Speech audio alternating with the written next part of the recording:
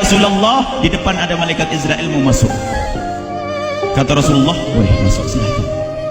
Kemudian malaikat Israel mengucapkan salam, dan setelah mengucapkan salam, malaikat Israel menawarkan, ya Rasulullah, aku disuruh oleh Allah untuk mencabut nyawamu atau membiarkan engkau. Dalam riwayat, aku disuruh oleh Allah untuk memberikan pilihan kepadamu, al-baqa' fid dunya, tetap di dunia, atau ar-rafiqul a'la, atau dengan Allah. Nabi Muhammad menjawab, ar-rafiqul a'la, dengan Allah. Kemudian setelah itu Nabi Muhammad berdoa agar umatnya selamat. Setelah ada jaminan umatnya selamat, malaikat Israel, sudahlah, cabut nyawaku kalau memang sudah waktuku.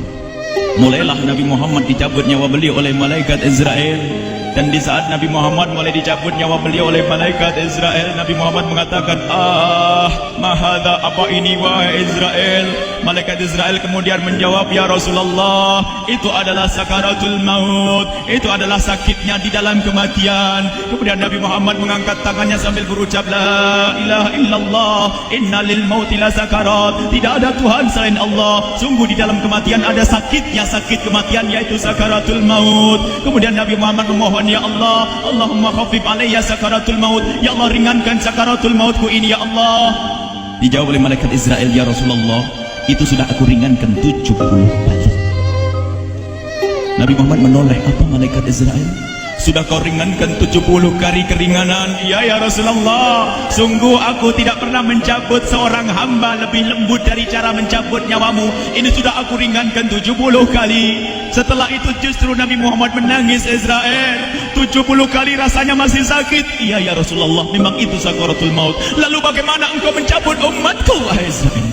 Allah, yang diingat siapa? Umat. Kalau engkau mencabutku dengan ringan seperti ini masih sakit, bagaimana engkau mencabut umatku, ya Israel? Dijawab oleh malaikat Israel, umatmu manusia biasa, ya aku cabut. Ya Rasulullah, begitu saja. Ya sudah, begitu.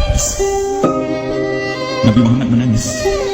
Tiba-tiba Nabi Muhammad mengangkat tangan dan memohon kepada Allah, Allah, inna lil mauti la sakarat, la ilaha illallah, inna lil mauti la sakarat, sungguh di dalam kematian ada sakaratul maut. Allahumma khaffif ala ummati sakarat maut, ya Allah, ringankan dari umatku sakaratul maut, wa thaqqil alayya, dan bebankan kepadaku. Sampai tidak sadar doanya Nabi Muhammad seperti itu, thaqqil alayya, itu doa cinta. Seorang ibu yang pernah punya anak itu, lihat kalau doa Rasulullah ini masih dilakukan, bagaimana Rasulullah bisa doa begitu? Itu bahasa cinta yang tidak bisa diterjemahkan dengan oleh akal. Seorang ibu kadang-kadang, ibu yang di belakang, ibu mau dikasih sakit oleh Allah? Mau, Bu? Ibu jauh sekali. Ibu mau dikasih sakit? Jawabnya tidak mau. Tapi suatu ketika seorang ibu melihat anaknya sakit, ngomong, sudahlah nak, jangan kamu yang sakit, biar ibu yang sakit. Ada atau tidak? Kenapa ngomong begitu? Itu bahasa cinta itu.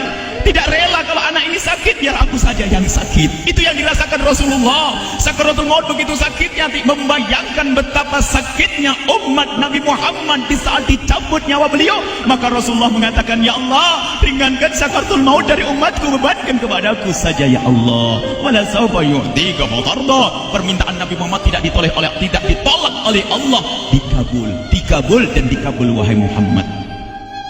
Sallu ala Nabi Muhammad.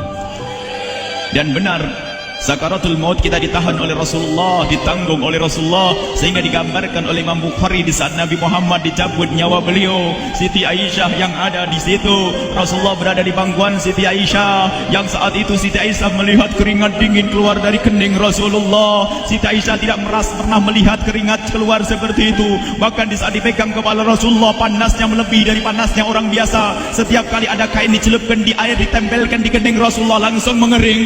Saat itu Nabi Muhammad mengucapkan kalimat la ilaha illallah, inna lil mauti la sakarat. Kemudian Nabi Muhammad berpesan dengan banyak pesan, dan di antara pesan Rasulullah adalah akri minni ala ummati salam, akri minni salam ala ummati wa ala man ittaba'ani wa ala man tabi'ani min ila yaumil qiyamati. Aku titip salam kepada umatku dan orang yang mengikutiku sampai hari kiamat. Sadari salam Rasulullah. Sebelum meninggal masih ingat titip salam. Salam kepada siapa?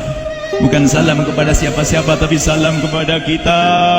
Maka mari kita mengucapkan salam kepada Rasulullah, karena Rasulullah sudah salam duluan kepada kita. Mari kita sejenak bersalam kepada Rasulullah dan hadirkan Rasulullah ada di mata kita dan di hati kita. Mari kita bersama-sama mengucapkan salam. Assalamualaikum ya Rasulullah. Assalamualaikum ya Rasulullah. Assalamualaikum ya Habiballah. Assalamualaikum ya Nabi Allah. Rasulullah mengucapkan salam untuk kita. Dan di saat itu Rasulullah keringat dingin keluar, maka oleh Siti Aisyah diusap. Oleh Siti Aisyah diusap, bayangkan saat itu Nabi Muhammad di pangkuan Siti Aisyah dan diusap oleh Siti Aisyah. Siti Aisyah berkata, keringat Rasulullah mengucur deras hingga aku usap, dan aku usap dengan tangannya Rasulullah. Diusap dengan tangannya Rasulullah. Siti Aisyah memegang tangan Rasulullah sendiri yang digunakan untuk mengusap keringat Rasulullah. Sahabat bertanya, Aisyah, kenapa harus dengan tangan Rasulullah tidak dengan tanganmu? Lihat jawab Siti Aisyah, karena tangan Rasulullah lebih lembut dari tanganku. Sallu ala Nabi Muhammad. Masih sempat nyanjung tuh sahabat Nabi. Dalam keadaan begitu masih menyadari kelembutan tangan Rasulullah, jasad Rasulullah, kemuliaan Rasulullah sallallahu alaihi wasallam. Dan aku lebih menginginkan bahwasanya yang menyentuh jidat Nabi Muhammad adalah tangan yang paling mulia di dunia dan di akhirat. Siti Aisyah enggak berani menyentuhkan. Pengennya yang disentuhkan di kening Rasulullah adalah tangannya Rasulullah sallallahu alaihi wasallam. Kemudian setelah itu Nabi Muhammad merasakan sakit yang sangat untuk kita. Kemudian Nabi Muhammad mengangkat tangan tinggi-tinggi mengucapkan la ilaha illallah inna lil mauti lasakarat. Tiba-tiba tangan itu semakin turun dan ditangkap oleh Siti Aisyah. Dan di saat tangan itu jatuh di tangan Siti Aisyah, kemudian tiba-tiba paha Siti Aisyah merasakan berat kepala suci Rasulullah. Dan saat itu Siti Aisyah sadar bahwasanya Rasulullah sudah kembali kepada Allah Subhanahu wa taala. Sallu ala Nabi Muhammad. Siti Aisyah bingung di saat melihat seperti itu. Ditaruh pelan-pelan wajah Rasulullah sambil menangis lalu berkata, Rasulullah sudah meninggal. Para sahabat Nabi pada bingung. Sayyidina Ali tiba-tiba terduduk, nggak bisa berdiri. Sayyidina Utsman nggak bisa ngomong. Ada orang, Sayyidina Zaid berkata, aku baru melihat Rasulullah, setelah ini aku tidak mau melihat lagi selain Rasulullah. Ya Allah, butakan mataku, aku tidak ingin aku kotori mataku dengan selain Rasulullah. Dan dibutakan oleh Allah. Bermacam-macam kejadian saat itu. Madinah heboh luar biasa dengan meninggalnya Rasulullah sallallahu alaihi wasallam. Dan sungguh meninggalnya Nabi Muhammad adalah menghidupkan hati yang mati kalau orang faham. Tiba-tiba Sayyidina Abu Bakar datang. Setelah Sayyidina Umar mengatakan, siapa yang mengatakan Muhammad meninggal akan aku penggal lehernya. Jangan seperti orang-orang Nabi Muhammad sekarang lagi pergi seperti waktu Musa pergi kepada Tuhannya, kepada Allah, nanti akan kembali kepada kita. Muhammad belum meninggal. Ini adalah karena kecintaan Sayyidina Umar bin Khattab, tidak ingin Nabi Muhammad pergi. Tiba-tiba datang Sayyidina Abu Bakar As-Siddiq lalu masuk ke kamarnya Rasulullah, lalu masuk kepada Rasulullah, kemudian mengecup kening Rasulullah. Dan Sayyidina Abu Bakar berkata, ya Rasulullah, tibta hayyan wa mayyita. Ya Rasulullah, engkau tetap harum dalam keadaan hidup dan harum setelah meninggal dunia. Sallu ala Nabi Muhammad. Hingga sampai setelah hari besoknya meninggal Rasulullah, Senin sore, Selasa malam, Rabu dikubur Rasulullah SAW. Setelah dikubur, Sayyidat Fatimah bertanya kepada Sayyidina Abdullah ibn Abbas, Sayyidina Anas, wahai Anas, hai Anas, sambil menangis Sayyidat Fatimah di Zahra, hai Anas, bagaimana engkau tega? Atabat anfusukum an tahtu ra'sa Rasulillah. Apakah engkau rela menaburkan debu di atas kepala Rasulullah? Sayyidina Anas menangis kaget. Ya saya, wahai binta Rasulillah, kalau kami tidak dilupakan oleh Allah, niscaya tidak ada yang bisa mengubur Rasulullah. Jadi saat itu dilupakan oleh Allah, sehingga mereka tidak menyadari melakukan itu semua. Kalau mereka sadar, tidak akan bisa mengubur Rasulullah sallallahu alaihi wasallam. Ini yang diungkapkan oleh Sayyidina Anas. Kalau seandainya kami tidak dilupakan oleh Allah, niscaya kami tidak akan mampu mengubur Rasulullah sallallahu alaihi wasallam.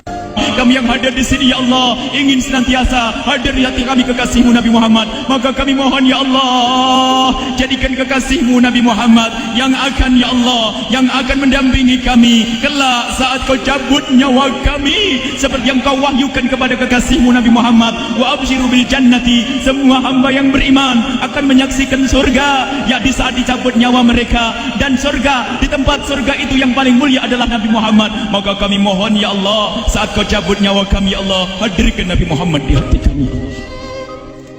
Dan kami mohon ya Allah, saat di alam barzah nanti ya Allah, saat yang sangat mengerikan itu ya Allah, kami mohon hadirkan kekasih-Mu Nabi Muhammad, sehingga kami tidak takut dan gentar lagi dengan malaikat mungkar nakir. Dan ya Allah kami mohon, di saat di padang mahsyar nanti ya Allah, hadirkan kekasih-Mu Nabi Muhammad. Jadikanlah kekasih-Mu Nabi Muhammad yang akan menemani kami dan akan membonceng kami, membawa kami ke telaga Kausar. Lalu kami diberi air minum dari air telaga Kausar hingga kami tidak akan haus selama-lamanya. Ya Allah, jadikan kekasih-Mu Nabi Muhammad yang akan menemani kami di saat kami menyeberang Siratal Mustaqim hingga kami tidak akan terjerumus ke neraka Jahanam. Dan jadikan kekasih-Mu Nabi Muhammad yang akan kami saksikan setiap saat di surga-Mu ya Allah. Ya Allah, jadikan kekasih-Mu Nabi Muhammad yang senantiasa ya Allah kami lihat kelak di surga. Dan jadikan ucapan kami di akhir hayat kami kelak adalah ya Allah, adalah kalimat agung dan mulia, La ilaha illallah Muhammadur Rasulullah. La ilaha illallah Muhammadur Rasulullah. La ilaha